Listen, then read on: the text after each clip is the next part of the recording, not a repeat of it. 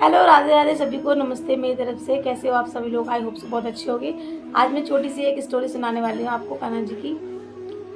एक गांव में एक गाय चराने वाला था, भैंस चराता था। वो पढ़ा लिखा नहीं था, अनपढ़ था।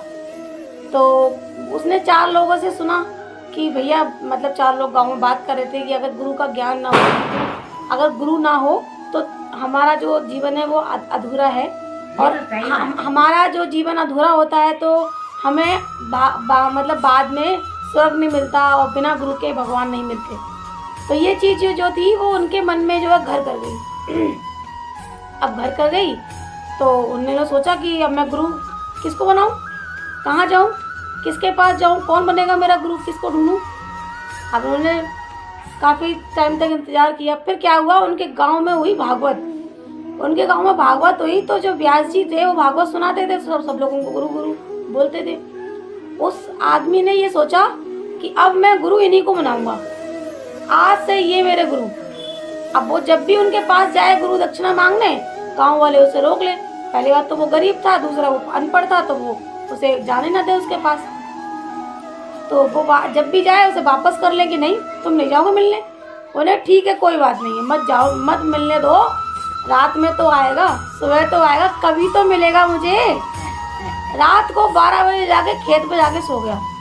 ठीक है, वो जो ग्वाला था वो खेत पे जाके सो गया। अब सुबह 4 बजे व्यास जी फ्रेश होने के लिए गए, क्योंकि गांव में पहले नहीं होते थे शौच, तो बाहर जाना पड़ता था। तो वो गांव में गए। तो जब वह वहाँ गए तो भाई उनने तो उन्हें दर्द पहुंचा। उनने कहा कि अरे तुम पहले हमें ना ज्ञान, हाँ, गुरु का ज्ञान दे के जाओ, जाप दे के जाओ, उसके बाद तुम्हें आगे जाने देंगे, हम नहीं जाने देंगे तुम्हें आगे। उन्होंने कहा अरे भैया जान दे, पहले कर आन दे, उसके बाद तुझे गुरु का ज्ञान दे दूंगा, तुझे जाप दे दूंगा, पहले मेरे को जान दे, बड़ी तेज लगी है। बोले ना, पहले दे के जाओ, उसके बाद आगे जाने दूंगा। उन्हें भैया जान दे, क्या फायदा, बाद में दे दूंगा। वो इतना कुछ उन्होंने बोला पर उन्होंने नहीं मानी। अब व्यास जी ने बोल दी कि तुम्हारा एक ही जाप है, धर दवोचन, तुम इसी जाप को कंटिन्यू करो, ठीक है, अब मोह जान दो। ये कह के वो चले गए। अब वो उस ग्वाला के मन में एक चीज़ आ गई थी कि भैया यही जाप करना है, यही भैया बोला है गुरु ने, यही जाप करेंगे। अब बहुत सालों साल धर दवोचन, धर दवोचन, धर दवोचन, धर दवोचन का जाप करते रहे।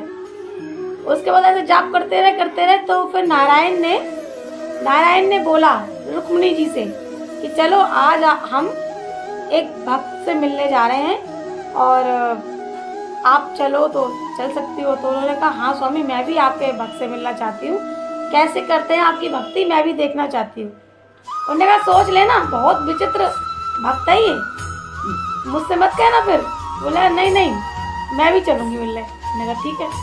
वो चले गए। जैसे ही वो गए तो नीचे गए तो वो अपने कमरे में बैठ के जाप कर रहा था, वो अपना जो है ग्वाला। तो मतलब रुक्मिणी जी से कहा कि कान्हा जी, मतलब प्रभु जी, मैं पहले मिलने जाऊंगी, आप बाद में मिलने जाना, मैं भी तो देखूं कि आपकी भक्ति लोग कैसे करते हैं। मैंने कहा ठीक है। अब वो अंदर गए तो उनको हल्के से, मतलब उन्होंने रूप साधारण महिला का धारण कर लिया और उन्होंने हल्के से उनको ऐसे बोला कि अरे तुम क्या कर रहे हो। उन्होंने एक आँख खोल के देखा कि कोई महिला है। तो उन्होंने कहा कि तुम किसका जाप कर रहे हो, रुक्मिणी जी ने कहा। तो उन्होंने एक आँख खोल के देखा कि अच्छा कोई महिला है। तो उन्होंने बोला तुम्हारे खसम का कर रहे हैं, जाओ यहाँ से। अब इतना बोला रुक्मिणी जी वापस। रुक्मिणी जी बोली अरे ये तो हमें पहचान गया, हमने इससे पूछा तुम किसका जाप कर रहे हो, तो बोला कि तुम्हारे खसम का कर रहे हैं। तो बोले कि प्रभु हमने तुम्हारे इतने नाम सुने पर हमने तुम्हारा ये धर दवोचन नाम नहीं सुना, ये तो नया नाम है। तो कान्हा जी ने बोला कि ये नाम हमारा बड़ा पुराना नाम है, जो लोगों ने हमें धर दबोचा है ना, उनका मतलब उन्हें हमारा नाम पता है। तो उन्होंने कहा मैं तुम्हें एक मतलब कहानी सुनाता हूँ। जब मैं छोटा था तो मैं एक गोपी के घर में माखन खाने गया था। हम छोटे छोटे थे, ग्वाला थे हम सब। तो एक के ऊपर एक चढ़ के हम जो है माखन चुरा रहे थे। अब उस टाइम पे हमें गोपियों ने धर दबोच लिया। तो गोपी बोली क्यों कान्हा, तो फिर हमारे यहाँ माखन चुराने आ गया, तो शर्म ना आती है। तो कान्हा ने बोला अच्छा हम तुम्हारे घर आए हैं, अरे हम तो अपने घर में हैं, तो बोले अच्छा आज तेरा घर है, अच्छा जब मेरा घर ना है, अच्छा मुँह लगो कि जब मेरो घर है। तो बोले अच्छा चल मान लिया कि तेरा घर है, तो तू माखन क्यों चुरा रहा हो, मैया को मालूम पड़ेगी तो क्या कहेगी। तो बोले अरे मैं माखन ना चुरा रहा हूँ, मैं जब यहाँ आओ ना तो मटकी के ऊपर बहुत सारी चींटियाँ ऐसी लगी पड़ी थी, तो उन्हें झाड़न के लिए मैं ऊपर चढ़ू। तो उन्हें कि वाह काना ऐसे कौन चींटी झाड़ते, कोनी कोनी माखन लगो, मुंह मुंह माखन लगो। तो उन्होंने कहा कि ना वो मैं बताता हूँ कैसे हो। जब मैं चींटी झाड़ रहा हूँ तो चींटी घुस गई माखन के अंदर, तो मैंने बाहर निकालने के लिए हाथ घुसेड़ो तो मेरे कोनी तक हाथ सन हो। फिर बाद में मेरे मुंह पर आ गई मक्खी, भाई मैंने बाहर झाड़ो तो मेरे मुंह पर माखन लग गो। तो कहा तो फिर गोपी बोली वाह काना कहानियाँ तो से कोई बनाना सीखा है। तो उस टाइम से मेरे को धर दबोचन नाम मिल गया। बोलो कृष्ण कन्हैया लाल की जय। कहानी कैसी लगी आपको, अच्छी लगी है तो लाइक करना शेयर करना। ओके जी, राधे राधे, बाय बाय।